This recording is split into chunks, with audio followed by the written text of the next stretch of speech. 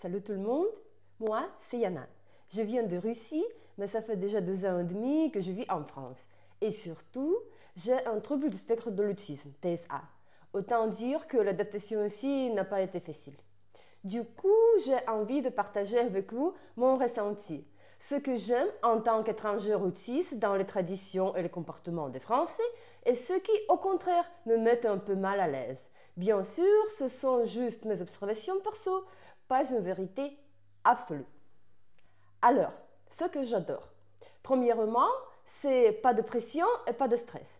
C'est un énorme point positif. Comme beaucoup d'autistes, j'ai un traitement de l'info plus lent, des difficultés avec la perception auditive et la compréhension du contexte. J'ai aussi une dyspraxie, ce qui fait que je suis super maladroite. Résultat, je mets plus de temps à réagir, à prendre des décisions et à gérer certaines tâches du quotidien. En Russie, il faut toujours aller vite. Si tu prends une seconde de trop, que ce soit à la caisse, sur la route ou face à l'administration, tu ressens direct une pression énorme.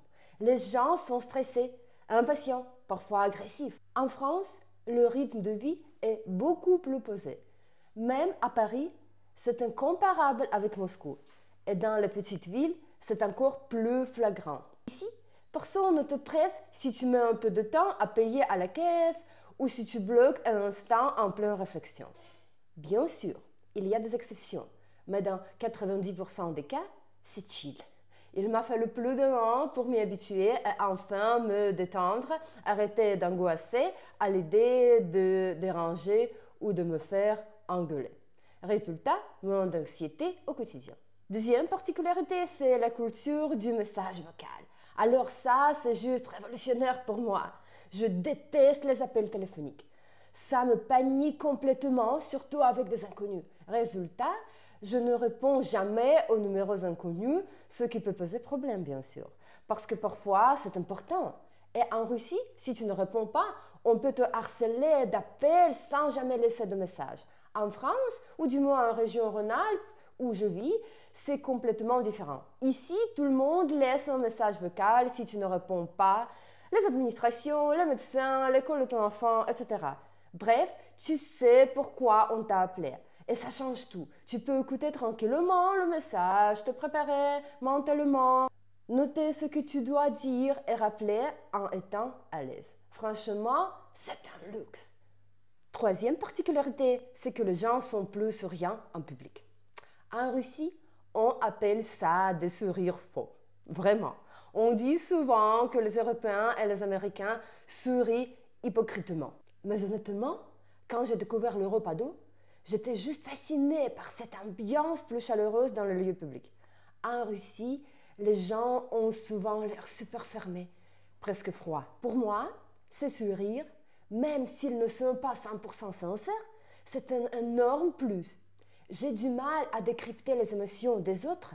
Je mets du temps à comprendre leurs intentions. Mais quand quelqu'un me sourit, au moins je sais que tout va bien. En Russie, où 99% des gens sont hyper sérieux, ça rajoute du stress. Tu ne sais pas s'ils sont juste concentrés ou s'ils sont énervés. Ça me met mal à l'aise. Alors oui, je comprends que le sourire forcé, ce n'est pas top dans les relations personnelles. Mais franchement, si c'est juste un vendeur en magasin, qu'est-ce que ça change pour moi? Et même en France, j'ai croisé des employés pas super aimables, bien sûr. Mais croyez-moi, comparé à la Russie, c'est rien. Et ça ne concerne pas que le magasin. C'est valable partout. Je suis quelqu'un de lent. Je me perds facilement dans un plan de situation, même à la salle de sport. Et pourtant, j'ai 10 ans d'expérience et un diplôme de coach. En Russie, l'ambiance est souvent hyper froide et fermée. Ici, si je fais une erreur ou que je ne comprends pas quelque chose, on va juste me sourire et m'aider. Particularité suivante, on peut être bizarre et tout le monde s'en fout. En France, il y a une vraie diversité de comportements. Si je ne souris pas en retour, si je ne capte pas une blague ou si je réagis un peu différemment, personne ne va me faire de remarques. En Russie, c'est beaucoup plus courant d'entendre des réflexions du genre « Pourquoi tu fais cette tête ?» ou « T'es chelou toi ?» Ici, ça arrive beaucoup moins souvent. Et c'est franchement reposant. Particularité suivante, Tu peux t'habiller confortablement et personne ne te juge. Alors ça, c'est un point hyper important pour les filles autistes. À cause des hypersensibilités sensorielles qui touchent 90% des autistes, s'habiller comme une fille normale peut être un cauchemar. Les collants qui grattent, les blouses trop serrées, les uniformes scolaires inconfortables et le pire, le soutien-gorge. Quand j'étais ado, je voyais ça comme une fatalité. Je voulais tellement être comme les autres que jusqu'à mes 23-25 ans, je faisais de mon mieux pour suivre les codes. Maquillage, coiffure, fringues stylées. Puis un jour, je lâchais l'affaire. J'ai commencé à porter uniquement des vêtements vraiment confortables, dans des matières supportables pour ma peau. Et quand j'ai été diagnostiquée autiste et que j'ai compris que tout le monde ne ressentait pas ces inconforts sensoriels si intensément, j'ai encore plus arrêté de me forcer. En Russie, l'apparence, c'est une énorme pression. Beaucoup de filles suivent des standards hyper élevés et si tu ne rentres pas dans le moule, tu passes pour un loser. En France, c'est plus détendu. Personne ne s'attend à ce que tu sois toujours au top. Tu peux porter le même pull comme fille tout l'hiver et personne ne te dira « Mais t'as que ça à te mettre ?» En Russie, les gens jugent beaucoup plus sur le look. Et ça peut être un vrai handicap quand on est autiste. Particularité suivante, c'est les normes sociales plus flexibles. D'une manière générale, les règles sociales sont moins strictes en France. Tu peux manger un sandwich sur un banc, t'asseoir par terre, aller faire tes courses en jogging et tout le monde s'en fiche. En Russie, il y a plein de petites règles tacites. Et si tu les enfreins, tu risques des regards des approbateurs, voire des remarques directes. Ici, c'est beaucoup plus relax et ça fait du bien, bien sûr.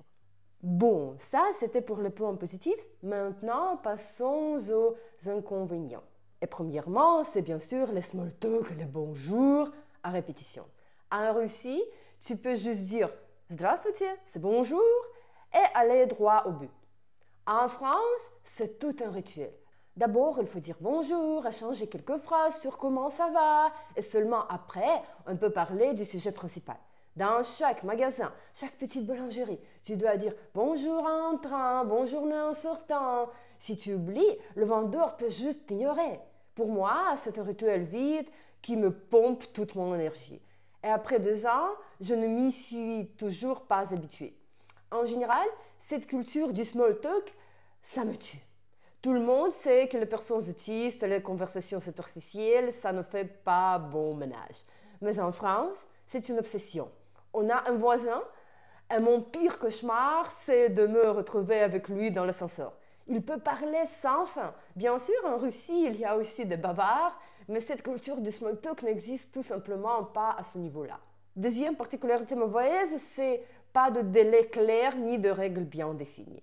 En tant que personne autiste, j'ai besoin que tout suive un plan clair, que le système soit structuré. Si on me dit qu'un processus fonctionne d'une certaine manière, je m'attends à ce qu'il soit respecté. Et si on me donne un délai précis, pour moi, ça veut dire qu'il sera tenu. Mais en France, ça ne marche pas comme ça. Pour une simple réponse à une demande, tu peux attendre une éternité. Les règles changent tout le temps. Ce qu'on t'annonce au début n'est jamais respecté. Oui, en Russie, ce n'est pas parfait non plus. Mais ici, ça atteint des niveaux absurdes. C'est extrêmement dur à gérer pour moi. J'ai besoin d'une structure claire. Et ici, c'est juste une incertitude permanente qui me rend folle. Troisième particularité, c'est trop d'événements et d'activités sociales. Les Français adorent organiser des réunions, des événements d'entreprise, des apéros entre collègues, etc. Même dans notre immeuble, les voisins proposent tout le temps de se retrouver. Mes amis qui bossent ici m'ont raconté qu'au travail, ils sont quasiment obligés de déjeuner ensemble. Si tu refuses et que tu manges seul, c'est vu comme un manque de respect pour l'équipe. C'est un vrai code social. En Russie, c'est beaucoup plus détendu de ce côté-là. La particularité suivante, c'est que les informations importantes sont souvent cachées. En France, et surtout dans l'administration, on adore de ne pas tout dire. Tu prends un rendez-vous chez un médecin, par exemple, on te dit juste venez mardi, mais personne ne précise qu'il faut apporter des documents, appeler avant ou demander une ordonnance, etc. On part du principe que tu devineras par toi-même. Encore une fois, pour une personne autiste, c'est un cauchemar. Alors, suivant, les gens changent leur plan à la dernière minute. Un autre truc qui me perturbe. Ici, les gens annulent de place des rendez-vous hyper facilement. Tu prévois de voir quelqu'un vendredi. Et le matin même, tu reçois un message. Ah, désolé, j'ai un imprévu. On reporte? Ou pire, personne ne t'écrit et c'est à toi de relancer. En Russie, c'est considéré comme impoli.